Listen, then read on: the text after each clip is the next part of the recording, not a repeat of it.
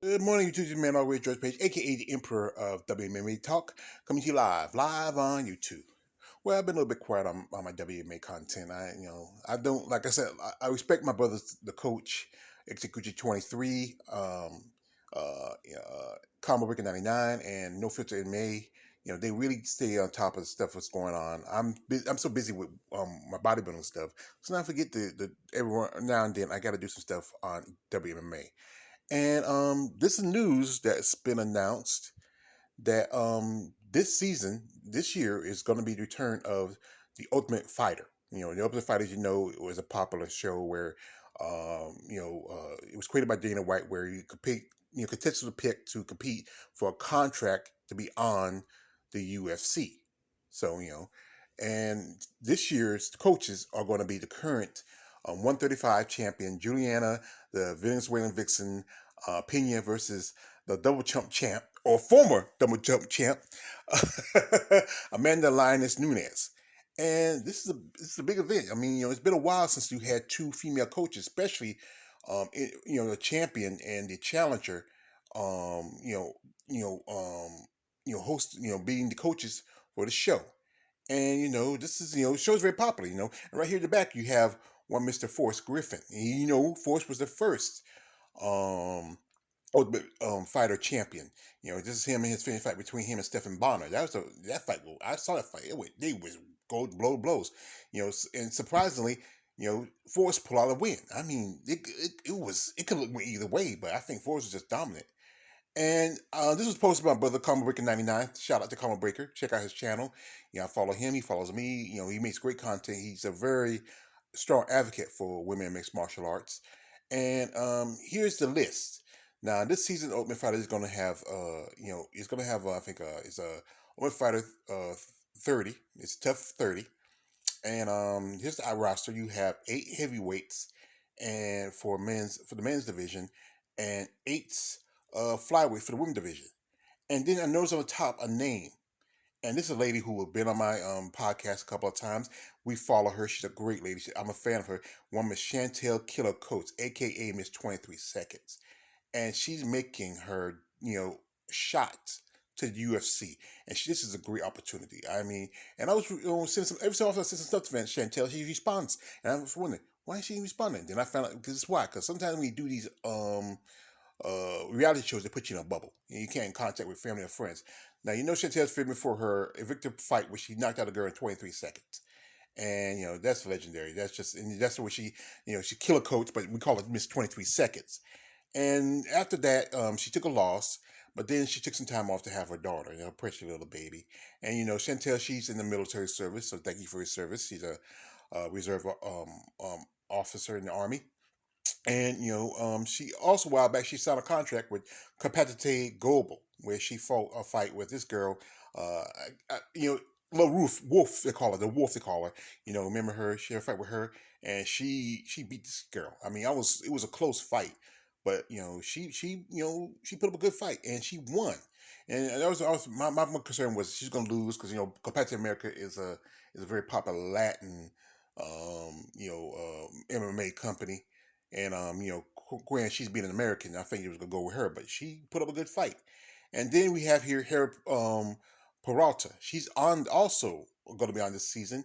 And Helen for some time ago she was doing bare knuckle fighting, but she's been in Invicta for quite some time. She had some pretty good wins. The last fight was against Elise Poon, Lisa Peace Poon, and she won that fight by I think by TKO, and that was on in Invicta 45. And that was like I think it was last month. And then also we have the Bear, Brogan Walker Sanchez, and she's been with Victor for some time too. These are like a couple of Victor legends. Now her last fight was against Emily Keene. That was on Invicta 44, and that was like last year, and she won that fight.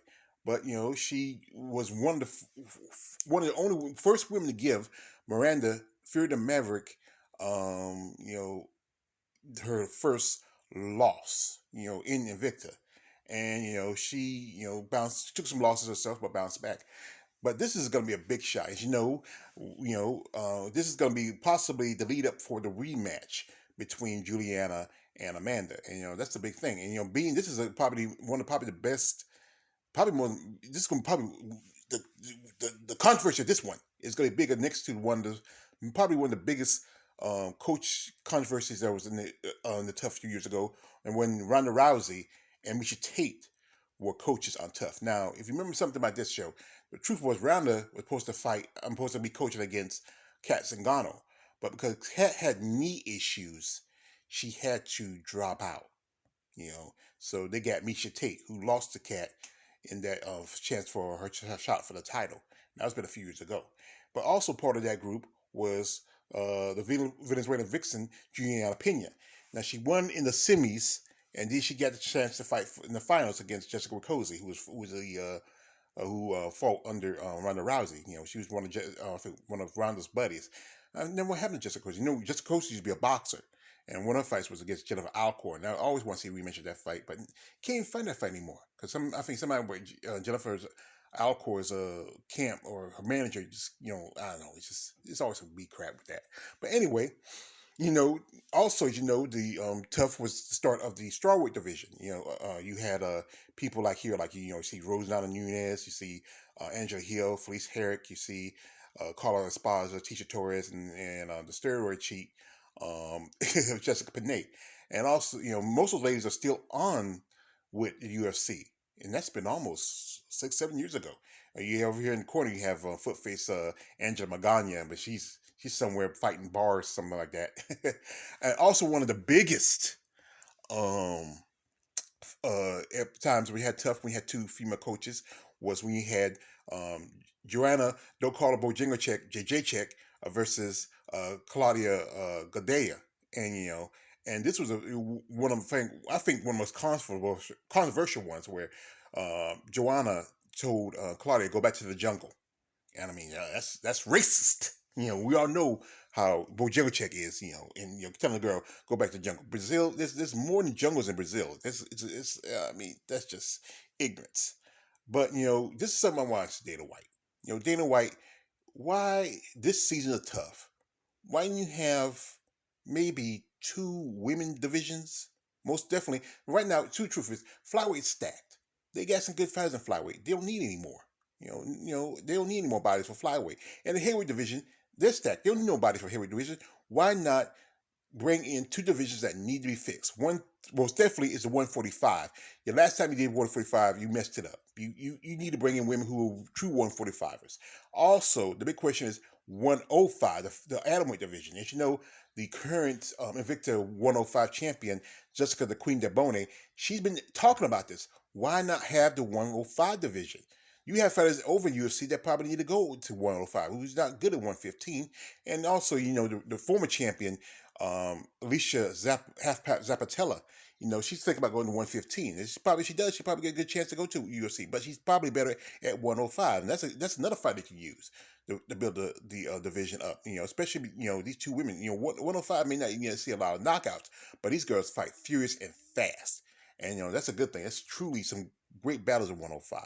But one thing I'm gonna ask you, Whisker Biscuit Evil, Lex Luthor looking, Dana White, where's Tanisha Tennant? Where's Love It Young?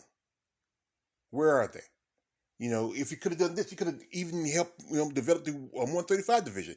Tanisha would be great. You know, you remember she fought on the Dana White Contender Series, and sometimes Dana White would give contracts to the losers. So why didn't give a contract to Tanisha? You know, and Love It right now, Love It got a fight coming up in a bit, and you know, this is opportunity for her to get, you know, she has her two of her fights she won by knockout, and that's you know, you wouldn't want to have a heavy hitter like Love It Young. We all know issue first, you know, about Dana White and his stance on certain people of certain complexions. But anyway, we all know this is an opportunity for Juliana Pena to shut the haters. Once the Contender Series is over, they're gonna have their fight. I think around about June or July. You know, and this is a good opportunity. I want to see Juliana. You know, really, because I'm hearing a lot of excuses from the Lion Ass Queen, and you know, you can't keep excuses. Excuses are like I want to say a certain word about being gonna be clean because it's in the morning. Excuses are like noses. Everybody has one. And you know it's gonna be in a couple of months in May. Wow, May, it's gonna be wild. So usually I think they already do the show. They're probably already working on it now. and then they got to do in production and like that. And and once the production is done, then the show will be shown, and a lot of the fighters be off. They have to have a contract, but they can't say nothing. When you do these reality shows, and everything's done, is set, everything it is done. You can't even talk about the anything behind the scenes till the show comes out. But anyway, I want to give a shout out to my sister, Miss Chantel Killer Coates, and this is a great opportunity for her. I'm a fan of Chantel, and it's great to see a sister make it, especially in MMA. There's so few women of color, most definitely black women in the sport of MMA. Like people like you got Headbuster, Josette Cotton, you have Angela Hill, you have Danielle Taylor, you have Denise Kill Denise Miss Dynamite Killhouse. A lovely lady I'm been a fan of. Too. I know she retired, but Miss Maureen Renault. And there's other women who are of color, but especially the Brazilian darker virtues, but they don't consider themselves as black.